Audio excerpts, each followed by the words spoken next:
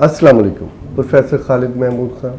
आज हम बात करेंगे मंकी पॉक्स के बारे में। मंकी पॉक्स या एम पॉक्स पहली दफा बंदर के अंदर देखी गई 1959 के अंदर। जब पहली दफा ये देखा गया कि बंदर के जिस्म पर दाने यानी पॉक्स थे, और उसके बाद इंसानों में पहली दफा ये बीमारी 1970 में देखी गई। इसके बाद इक्का दुक्का केसेस हर साल आते रहे और पिछले कुछ सालों से 3 से 6 हज़ार केसेस हर साल रिपोर्ट होते हैं। ज़्यादातर केसेस जो रिपोर्ट होते हैं वो नाइजीरिया और डेमोक्रेटिक रिपब्लिक ऑफ कांगो में। तो ये दो मेन हब, और जैसा कि आपको मालूम है कि ये दोनों अफ्रीकन कंट्री है, और ये बीमारी देखा गया है कि जो ज़मीन खोदने वाले चूहे, रोडेंट्स, बंदर या लंगूर, उनमें ज़्यादातर पाई जाती है। इसलिए इसको प्राइमरी इन्फेक्शन बेसिकली ट्रांसमिट भी इन्हीं के जरिए होती है। जो इंसानों में बीमारी होती है उसको हम सेकेंडरी इन्फेक्शन का नाम देते हैं। अब ये बीमारी एक इंसान से दूसरे इंसान में कैसे लग सकती है, वो देखा ये गया है कि क्लोज कॉन्टैक्ट यानी जो जिस्म पे धब्बे जाहिर होते हैं, अगर उनके साथ आप इन क्लोज कॉन्टैक्ट आ जाते हैं, या मुंह के अंदर से जो रतूबते हैं या जिसको हम ड्रॉपलेट इन्फेक्शन का नाम देते हैं, इनके जरिए आ सकते हैं।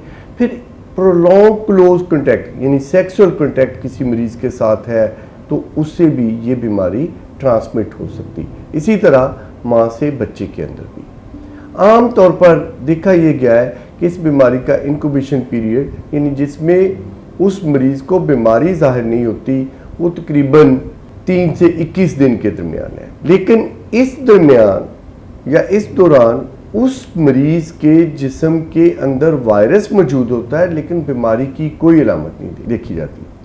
फिर देखा यह गया है कि बीमारी को आप जो अगली फेज है उसको आप कह सकते हैं फेब्राइल फेज। फेब्राइल फेज जो है ये 1 से 4 दिन के अंदर होती है। इसमें भी जो वायरस है वो मरीज के ब्लड के अंदर पाया जाता है।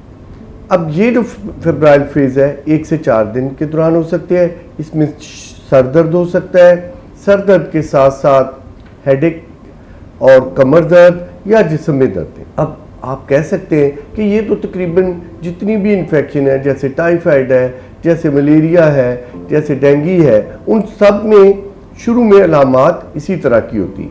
लेकिन ये भी देखा गया है कि चौथे दिन के करीब या तीसरे चौथे दिन के करीब मुंह के अंदर कई दफ़ा दाने या जख्म हो सकते हैं। उसके बाद जो इस बीमारी को दूसरी आम बीमारियों से डिफ्रेंशिएट करती है वो ये है कि जिस्म में गिल्टियाँ यानी लिम्फ नोड जो है, स्पेशली सर्वाइकल हो सकते हैं या एक्सिलरी हो सकते हैं या इंग्वाइनल हो सकते हैं, जो जिस्म में गिल्टियाँ जो हैं वो जाहिर होना शुरू हो जाती हैं। ये गिल्टियाँ जो दूसरी बीमारी जैसे चेचक की बीमारी जो फर्स्ट टाइम जिसको आप स्मॉल पॉक्स का नाम भी देते थे, जो पाकिस्तान से रेडिकेट की जा चुकी है।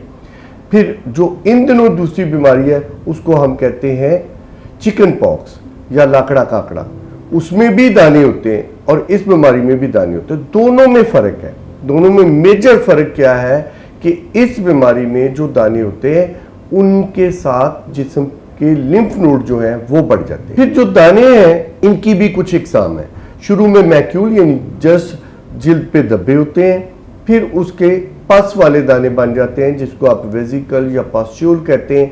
अल्टीमेटली ये दाने खुश्क होने शुरू हो जाते हैं और वो क्रस्ट जो है ऊपर से उतर जाता है, लेकिन वो जिस्म पर परमानेंट धब्बे छोड़ जाता है। अब याद रहे कि ये दाने जो हैं वो 2 से 4 हफ्ते लेते हैं ठीक होने में। ऑन दी अदर हैंड जो चिकन पॉक्स के दाने हैं वो तकरीबन 1 से 2 हफ्ते में ठीक हो जाते हैं।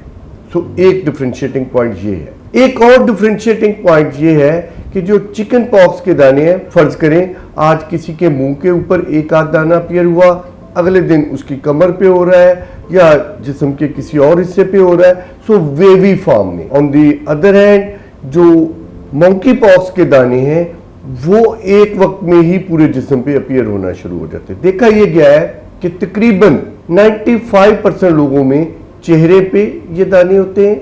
इसके साथ साथ जिल्द के ऊपर यानी कि कमर के ऊपर भी ये दाने हो सकते हैं, हाथ और पाँव के ऊपर ये दाने हो सकते हैं। एक और चीज़ इम्पॉर्टेंट है कि जब दाने जिस्म के ऊपर होने शुरू हो जाते हैं। तो जैसे हमने कहा कि 4 दिन के बाद ये दाने यूजुअली आते हैं। तो उसके साथ साथ ही जो वायरस पहले ब्लड के अंदर होता है वो इन दानों के अंदर भी मौजूद होता है। इसके साथ साथ जिसम में एंटीबॉडीज बन जाती हैं, जैसे दूसरी इन्फेक्शन में है, डेंगू में है। तो अमूमन देखा यह गया है कि 5वें दिन के बाद से जिसम में IgM टाइप एंटीबॉडीज बन जाती हैं। याद रहे कि क्योंकि ये एंटीबॉडीज जो है डिजीज स्पेसिफिक नहीं है, इसलिए हम इनको डायग्नोस्टिक पर्पस के लिए नहीं यूज करते। तो डायग्नोसिस के लिए जो टेस्ट यूज करते हैं वो है PCR। तो PCR अगर तो कोई बंदा इंक्यूबेशन पीरियड में है, यानी कि एक बंदा बाहर से आया जिसका क्लोज कांटेक्ट हुआ मरीज के साथ, कि मंकी पॉक्स के मरीज के साथ था, उसके यानी कि अगर वाइफ है तो उसका मियाँ हो सकता है, या कोई सेक्स वर्कर है जो कि इस बीमारी को फैलाने का बायस बनते हैं, तो उनके साथ अगर किसी का क्लोज कांटेक्ट हुआ है, तो जैसे हमने शुरू में कहा कि incubation period up to 3 week है, उस इंक्यूबेशन पीरियड में आपका वायरस जो है ब्लड के अंदर होगा। लेकिन जैसे ही दाने बन जाते हैं तो फिर ये वायरस जो है दानों के अंदर है।